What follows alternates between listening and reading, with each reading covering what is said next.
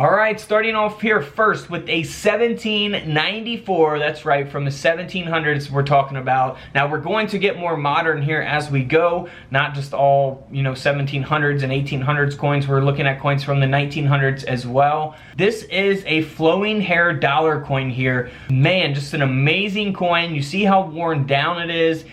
People would be like, oh, this is great. It's an older coin, maybe it'll sell for a few $1,000s. This coin sold at auction for over $132,000, and that is because they did not produce a lot of these coins. So for this specific date, 1794, they only made a little over 1,700 of these coins. Only minted a little over 1,700 of this specific dated flowing hair dollar coin. Now this coin is graded at a VF30 by NGC. A coin like this, even in bad condition, it's going to sell for a lot of money. In very good condition, it's going to sell for a ridiculous amount of money. So like I say, over $130,000 just for this coin in this condition. Now here is a Confederate States of America $half coin. So here on the obverse of the coin, you see the seated Liberty design, 1861. And then here on the back, you see the Confederate States of America. Now, I believe there's only 4 of these known to have been struck from 1861, and it is graded at a proof 30 by NGC, and this coin, believe it or not, sold for over $880,000 at auction. Can you believe someone paid almost $1 million for this coin? That is unbelievable. Now here is an 1870 Carson City seated Liberty $quarter. Now this is like a 25-cent coin, right? Just like a Washington quarter, it's a $quarter. Now here on the reverse, as we zoom in on the back, you'll see the CC Mint mark. That is for Carson City. Now in 1870, for the CC Mint mark, they only produced over 8,300 of these coins.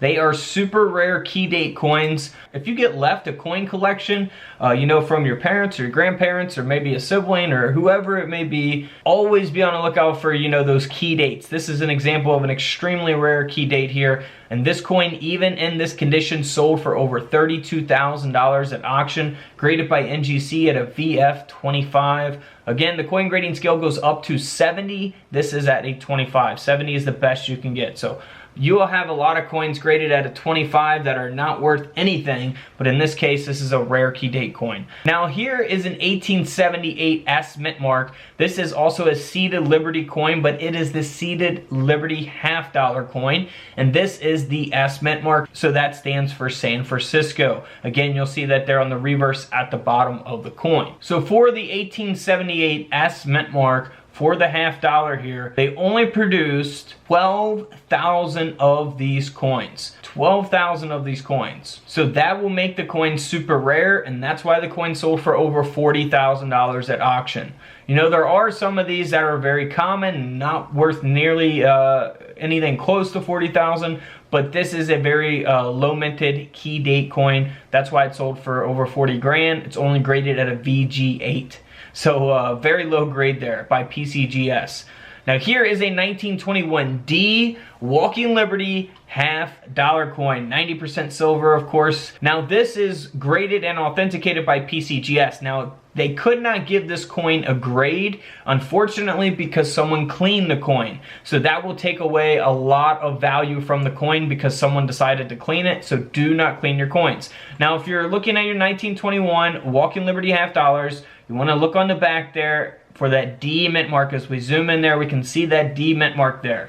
Now, this coin's only graded at a genuine 1921 D mint mark, right? Now, why would this coin be so valuable, even in bad condition? It's because it is a key date coin as well. So for the 1921 D mint mark, they only produced 208,000 of these coins. Actually, all the 1921 Walking Liberty $half coins are key dates, the no mint mark, D mint mark, and S mint mark. So if you find one, you're definitely in for some good money. This coin in this condition sold for over $800 at auction.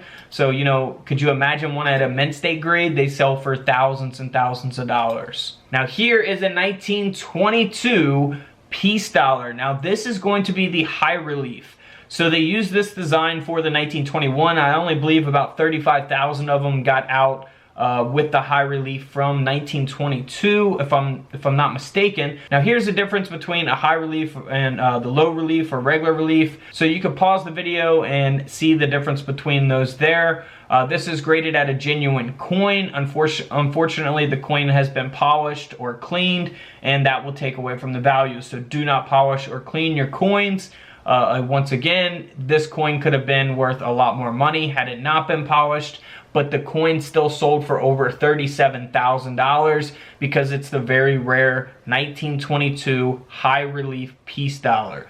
So always be on the lookout for those if you inherit coin collections or buy coin collections from people. Super rare piece dollar there. Man, had it not been clean, you're talking a lot more than $37,000. Now here is a 1923 as Standing Liberty $quarter. So again, a 25-cent coin here. It's only graded at a VF30, so not in the best condition by any means, graded by PCGS. So for the 1923S here, you know, it's not the lowest minted key date coin, but they produced a little over 1.3 million of these coins. In this condition, this coin still sold for over $800. So man, you just can't beat that. 800 bucks for 25 cents. I'll take it all day long. Now as we zoom in there on the date, you could see that S mint mark and the 1923 date, that S mint mark next to the star. Now here's the 1936D Buffalo nickel. Now this coin is valuable because it has 3.5 legs here on the buffalo on the reverse of the coin. So you see the two back legs, you see this front leg, front left leg here, and then you see half of the right leg there. So that's 3.5 legs. In this condition, it's still sold for over $3,200. A $3,000 coin graded at a VF20. So not a very high grade, not in very, you know, mint state good condition, you know, mint state grade condition, but still over $3,000 because of the 3.5 legs. So always check for that on your Buffalo nickels.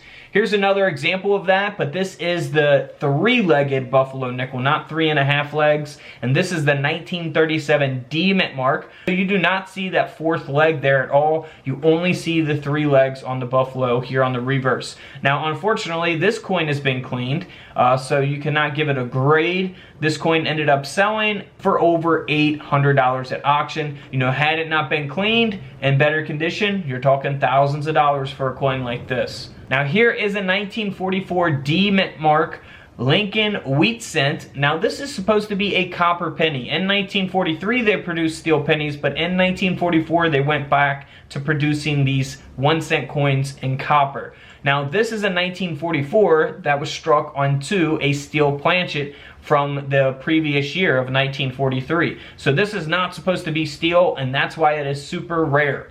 This coin ended up selling at auction for over $28,000 because of that mint error. The penny is graded by Annex at a VF30. Alright guys, don't forget to subscribe in the middle. Feel free to check out the videos to the left of me. And until tomorrow, I'll see you guys in the comment section below. This is Couch Collectibles, and this is where I disappear.